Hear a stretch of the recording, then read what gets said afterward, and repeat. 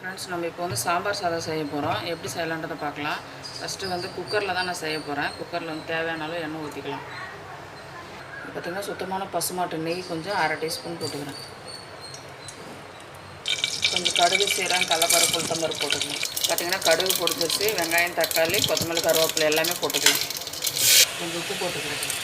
கொஞ்சம் மஞ்சள்தூள், தனியா பொடி 1 டீஸ்பூன், கிழங்கு மிளகாய்த்தூள் 1 டீஸ்பூன், கொஞ்சம் பெருங்காய பொடி, வெஜிடபிள்ஸு முருங்கைக்காய், கேரட்டு, பீன்ஸு, கொஞ்சோண்டு பூண்டு சேர்த்துக்கிறேன்.